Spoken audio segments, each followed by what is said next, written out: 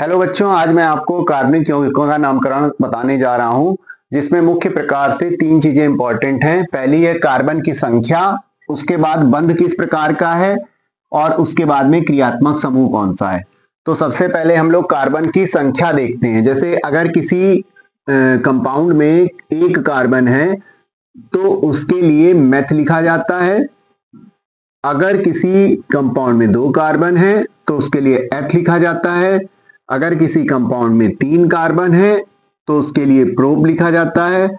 अगर चार कार्बन है तो उसके लिए ब्यूट लिखा जाता है। और अगर पांच कार्बन है तो उसके लिए पेंट लिखा जाता है। छह कार्बन है तो हेक्स लिखा जाता है। अगर कार्बन परमाणु की संख्या 7 है तो हेप्ट लिखा जाता है। अगर संख्या 8 है तो ऑक्ट लिखा जाता है। अगर परमाणु की संख्या 9 है तो नोन लिखा जाता है। और अगर 10 है तो डेक लिखा जाता है। अब बात करते हैं बंध का प्रकार। अगर एक कार्बन के साथ में या जितने भी ये दिए गए किसी के साथ में एकल बंध आता है, एकल बंध आता है तो उसके लिए एन लिखा जाता है। अगर द्विबंध आता है, द्विबंध आता है तो ईन लिखा जाता है। अगर तीन बंध होते हैं, त्रिकबंध, तीन बंध होते हैं, ट्रिपल बॉन्ड होते हैं, तो उसके लिए आइन लिखा जाता है। और अगर कोई क्रियात्मक समूह होता है तो उसके लिए अलग अलग चीजें होती हैं, वो हम अभी बताते हैं आपको। पहले हम सिर्फ कार्बन और हाइड्रोजन के बारे में समझ लें, फिर हम क्रियात्मक समूह जब होगा तब उसको लगा के देखेंगे।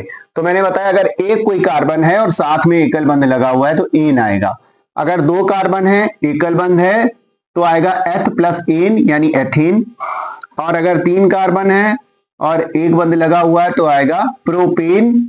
इस तरह से अगर इसमें डबल बॉन्ड आ जाएगा तो आएगा प्रोपीन। तो चलिए इसको एक उदाहरण देखकर समझते हैं। जैसे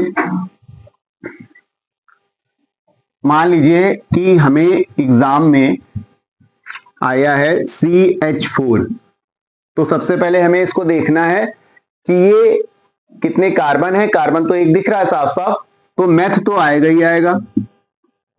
अब देखना है कि एन ईन आइन क्या आएगा। तो पहली चीज तो ये ध्यान रखिए कि एक कार्बन में कभी भी डबल या ट्रिपल बॉन्ड नहीं होता है, तो इसका मतलब एन ही आएगा। तो ये साफ साफ यहां पर दिख रहा है मेथ प्लस एन, तो यानी कि इसका नाम हो गया मीथेन। अब बात करते हैं दो कार्बन की। दो कार्बन में मेरे पास कंपाउंड आया C2H6। तो जब C2H6 आया तो सबसे पहले मुझे ये देखना है कि कार्बन परमाणुओं की संख्या कितनी है। तो वो तो है 2, तो मैंने एथ लिख दिया जैसा कि आपको बताया था। और उसके बाद में अब मुझे ये पता लगाना है कि इसमें डबल ट्रिपल बॉन्ड है या सिंगल बॉन्ड है।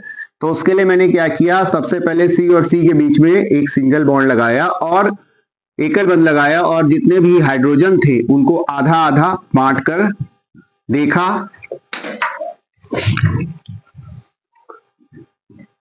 तो कार्बन के बीच में देखिए, कार्बन के चारों बंध पूरे हो गए तो बीच में एकल बंध आ रहा है। तो सीधी सी बात है, यहां पर एथ प्लस एन यानी कि एथेन होगा। अगर मेरे पास कंपाउंड आता है C2H4, तो फिर से हम लोग कार्बन और कार्बन के बीच में एकल बंध लगाते हैं और दो दो हाइड्रोजन को बांट देते हैं। उसके बाद में देखते हैं कि क्या कार्बन के जो बंध है वो पूरे हो गए हैं। तो देखा नहीं, अभी नहीं हुए, तो एक बंध कार्बन और कार्बन के बीच में लगा दिया। तो यहाँ पर द्विबंध आ रहा है, तो इसका मतलब सबसे पहले दो कार्बन के लिए एथ आएगा और उसके बाद में द्विबंध के लिए ईन आएगा। तो इसका नाम हो जाएगा एथीन। इसी तरह से एक और उदाहरण देते हैं, C2H2।